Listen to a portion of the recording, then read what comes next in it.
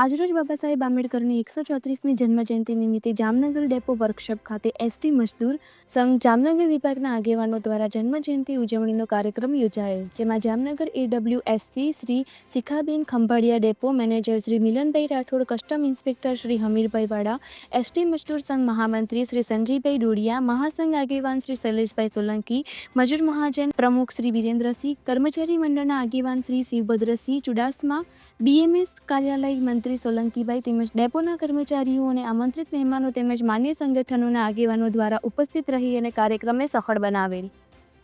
બાબા સાહેબ આંબેડકર ભારત રત્ન એની 134મી જન્મજયંતિ નિમિત્તે ઉપસ્થિત ડેપોના આગેવાનો, ડેપોના કર્મચારીઓ તેમજ બાબા સાહેબનું સન્માન કરવા આવેલા સર્વે શિખાબેન, મિલનભાઈ આમંત્રિત મહેમાન, વાળા સાહેબ, સોલંકીભાઈ, વાળાભાઈ, શિવુભાઈ અને આપણે બધા મિત્રો સર્કલ. બાબા સાહેબનું તો મને યાદ આવે છે કે આપણે મેસેજ મેં ગ્રુપમાં વાંચ્યો હતો કે બાબા સાહેબનું મહિલાઓ માટેની દૂધ પીતી કરતા અને દેવદાસી બનાવતા એ કુપ્રથામાંથી જે બાબા સાહેબે મહિલાઓને મુક્તિ દેવડાવી ને મહિલાઓ અત્યારે વોટ્સઅપમાં અને સ્ટેટસમાં ધૂમ મચાવે. મહિલાઓને જે 33% માંડીને અનામત આપણે હારે ઊભા છે લેડીઝ, એના માટે તો બહુ બાબા સાહેબે સારું કામ કર્યું. પણ આ કાર્યક્રમમાં ઉપસ્થિત સર્વે જે હાજર રહ્યા બાબા સાહેબનું સન્માન કરવા માટે એ બધાનો ખૂબ ખૂબ આભાર માનું છું. અને હવે વારાફરતી વારા આપણે બેનને રજૂઆત કરી કે મિલનભાઈ બધા આવી બાબા સાહેબનું સન્માન કરે અને સારી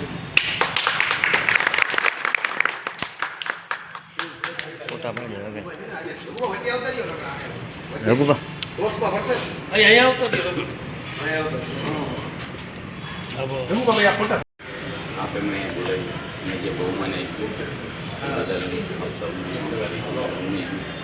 હવે બાબા સાહેબ વિશે તો આપણે જેટલી વાતો કરીએ આપણા માટે ગૌરવની વાત કે ઘણા બધા મહાનુભાવો પણ એકાઈના દેશમાં છે, એનાથી વધી બીજા દેશમાં આપણે આજે આ વિભૂતિને જેને વંદન કરી એનું આજની તારીખમાં 134 દેશમાં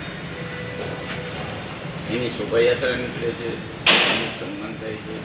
દુનિયાની જે બેસ્ટ યુનિવર્સિટી છે એમાં એના સ્ટેચ્યુ છે. અમેરિકા એવું કહે છે કે સિમ્બલ ઓફ નોલેજ એની ઉપાધિ આપી. અને અમેરિકાએ એકવાર એવું કીધું ઓબામાએ કે આંબેડકર કદાચ અમારા દેશમાં જન્મ હોત ને તો એ વિશ્વ વિભૂતિ હોય, અમે એને ઉગતો સૂર્ય કહીએ. કારણ કે આની પાસે એટલું બધું, અને સાચી વસ્તુ એમ કહેવાય કે ભણે તો બધાય છે પણ એટલી કષ્ટમાં, એટલી અગવડતાથી ભણી અને આગળ આવવું. બીજી એક વસ્તુ કહો એના જીવન વિશે કે હિન્દુ કોડની એ જ્યારે એને પ્રસ્તાવ મૂક્યો અને એનો વિરોધ થયો તો આપણે ખાલી પટાવાળાની નોકરી કરતા હોઈએ અથવા તો ક્લાર્કની કરતા હોઈએ, વધીને આપણે ઇન્સ્પેક્ટર હોય, ડેપ્યુટી મેનેજર હોય. એ એટલા ભણેલા હતા કે જો એને નોકરી કરી હોત તો એ સમયમાં એ બેરિસ્ટર હતા, પછી અંગ્રેજોમાં એ કાયદા મંત્રી હતા. આપણને જે 8 કલાકની નોકરી છે ને એ કરાવવાળા એ છે. અને તમને બધાને અતિશયોક્તિ લાગશે કે જ્યારે અમેરિકામાં પ્રસૂતિની 6 મહિનાની રજા નથી મળતી ત્યારે અંગ્રેજો આરે માથાકૂટ કરી અને ભારતની અંદર 6 મહિનામાંની એને રજા મંજૂર કરે. એનો એક બનાવ્યો હતો કે કોલસાની ખાણમાં મહિલા બાઈ બધી કામ કરતી હતી ને એમાં એક પ્રેગ્નન્ટ હતા ને એમાં આંબેડકર અહીંયાથી નીકળી રહ્યા તો એને એમ કીધું અરે બેન કે તમને કેટલી તકલીફ છે, તો કે શું કરવાનું, જો કામે નહીં આવી તો સાંજે ચૂલો નહીં.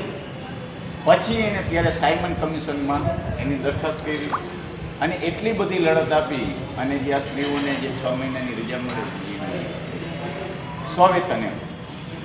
તો આ તો ઘણા બધા કામ કર્યા, એની વાતો આપણે કરવા બેસી તો આપણે કદાચ આપણો દી ગયો જાય. પણ સાચી વસ્તુ એવી છે કે આપણે આને વાંચી હું તમને એક વસ્તુ કહું, એને એક બહુ સારું સૂત્ર આપ્યું કે શિક્ષા છે એ શેરની જો પીસે એ દહાડે.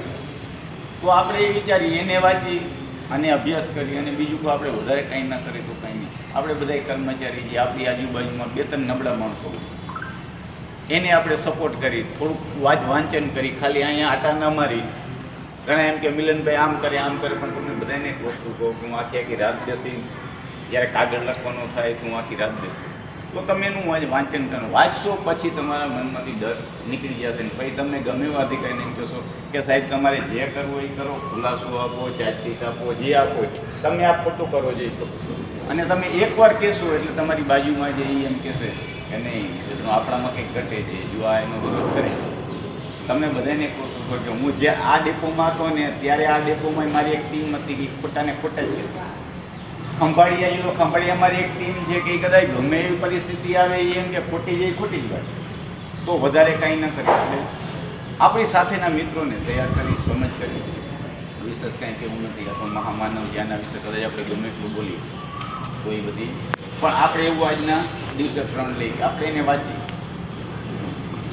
એના જે સિદ્ધાંતો હતા એ આપણે જીવનમાં ઉતારીએ. અને એ જીવનમાં ઉતારશે તો મને એટલી સામાન્ય ખબર પડે છે કે આપણે જીવનમાં ક્યાંય તકલીફમાં મુકાતી નહીં. ખાલી એને વાંચીને તો હું તમને બધાને જાહેરમાં કહું છું, હું જીવું ત્યાં સુધી જો કોઈને તકલીફ પડે તો મને કહેજો. આને વાંચીએ તો હું એમ કહું કે આપણે નિડર જ બનશે.